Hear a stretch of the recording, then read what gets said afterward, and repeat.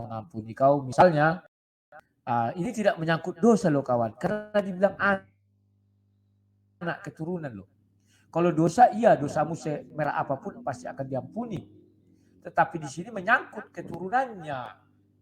Jadi sulit saya untuk berpikir. Bukalah ya kata siapa ini, Met Awon, Banya Serwakon, Sasada Hoje Aku Totong.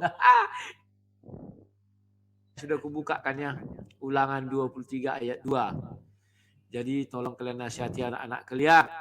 Nah, siapa tahu nanti hal buruk terjadi sama kau. Misalnya kau diperkosa tengah jalan, kau bilang aja sama orang itu pakailah kondom. Biar jangan jadi anak. Kalau jadi anak nanti anak haram, tidak boleh masuk jemaat Tuhan sampai keturunan yang ke-10 kawan.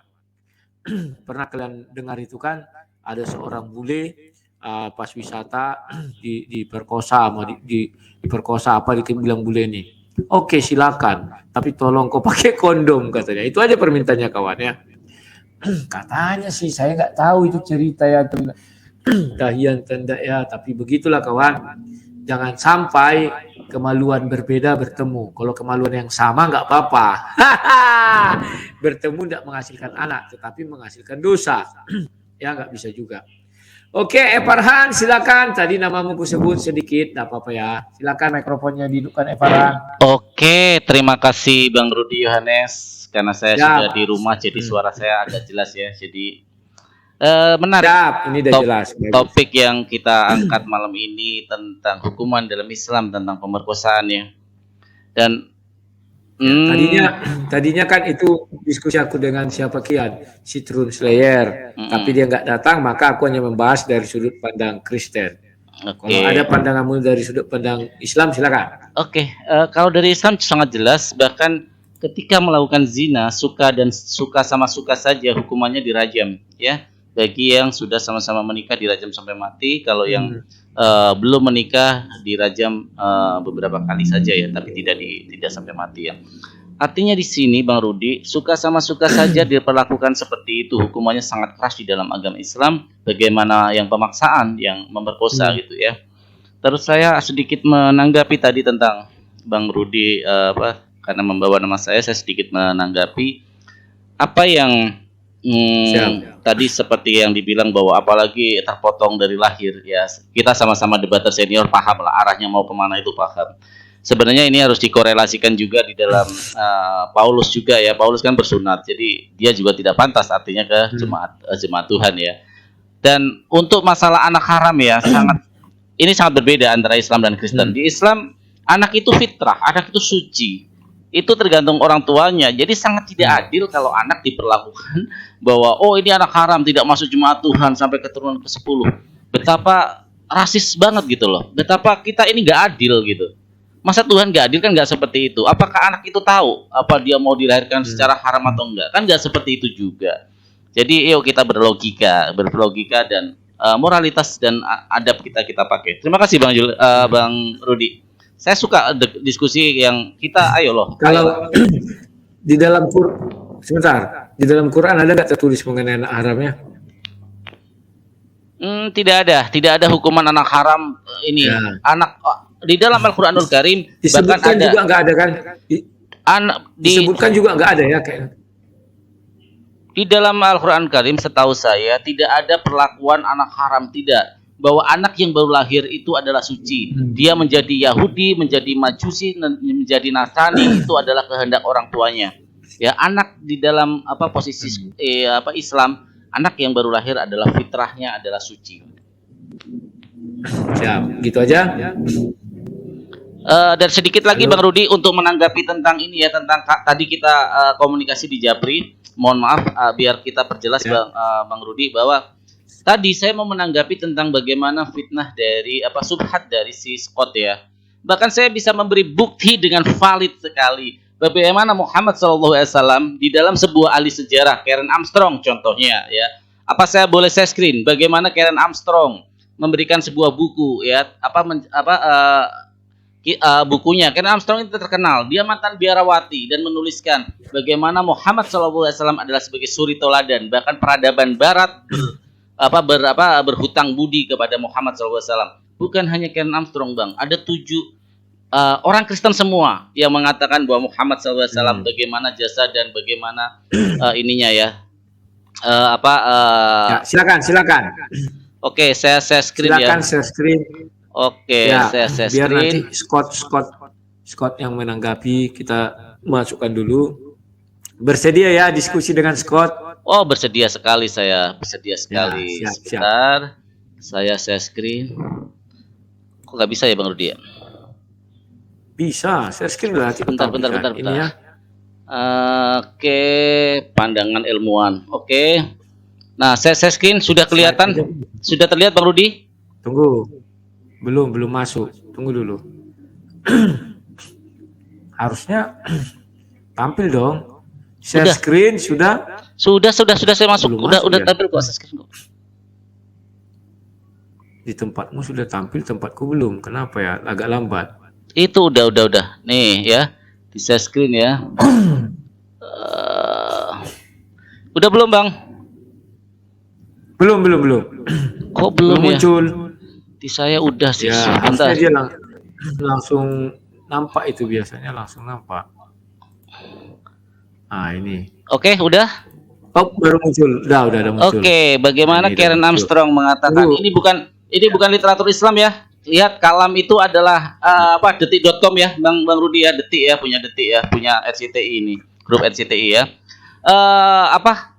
Dalam bukunya yang berjudul Muhammad Prophet for Our Time ya, bagaimana Muhammad SAW dikatakan pemaparan Karen Armstrong tentang Nabi Muhammad adalah suatu cara untuk membendung nih ya, untuk membendung kebencian Barat terhadap Islam. Ia ingin mengenalkan Nabi Muhammad sebagai, bayangin, founding father pertama dalam Islam kepada Eropa. Nih Bang, bukunya Bang. Silakan ketik bukunya Muhammad Prophet for Our Time. Ya, itu ada karangan Karen Armstrong.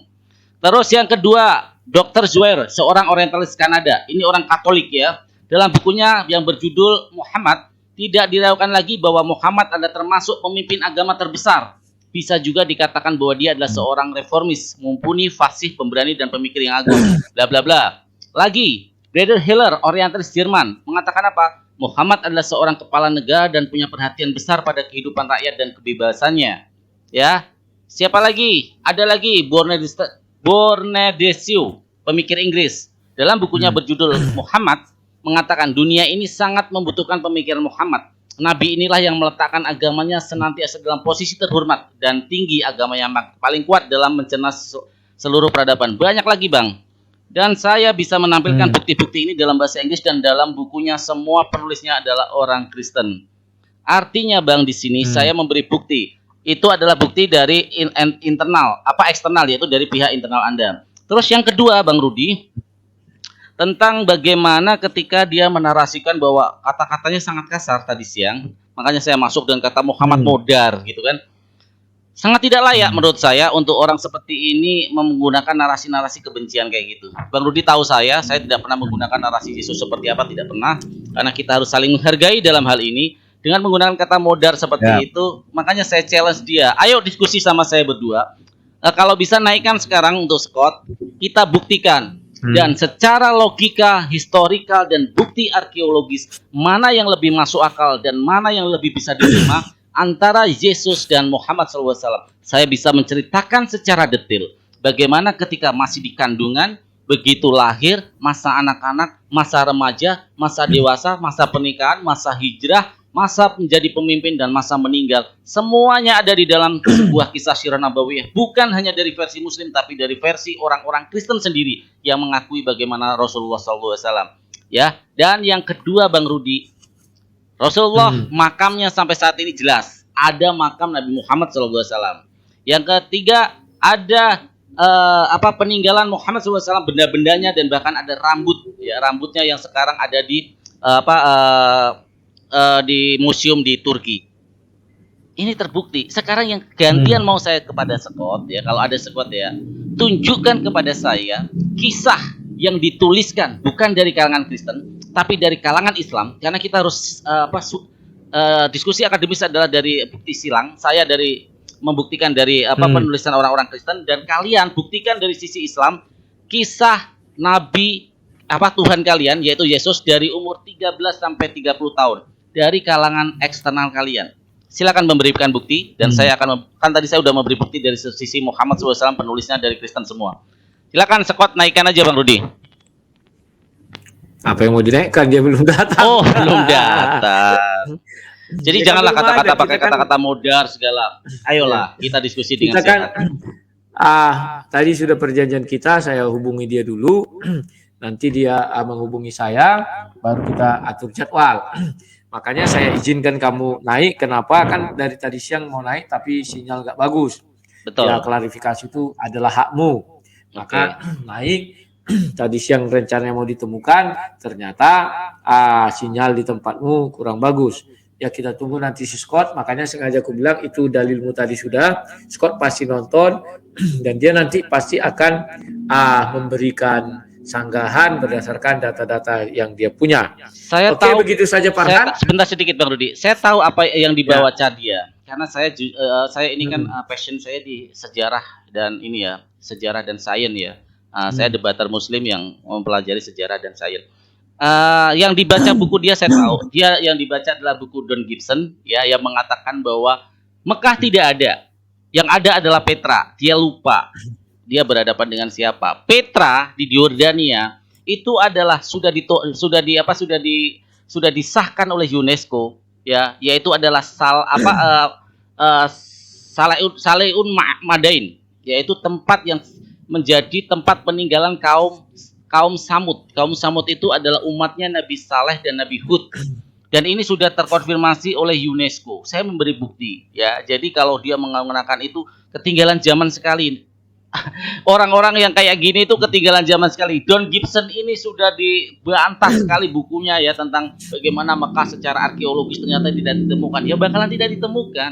Karena apa? Mekah zaman itu adalah orang-orang yang nomaden, hidupnya nomaden. Yang pertama, yang kedua, orang-orang Mekah itu dulu jahiliyah itu bodoh semua Bang Rudi. Dia tidak punya pemahaman tentang ilmu arsitektur. Tidak punya dia. Makanya kenapa Nabi Muhammad pertama ditolak? Karena memang lahir dari kaum yang bodoh semua, jahiliyah semua.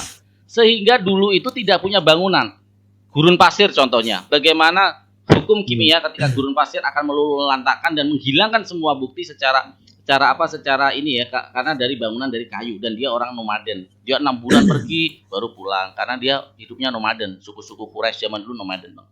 Itu saja Bang Rudi. Saya terima kasih sudah diberi waktu ya, dan saya tunggu untuk Scott. Jangan Anda hanya bergosip seperti mama yang jualan di pasar.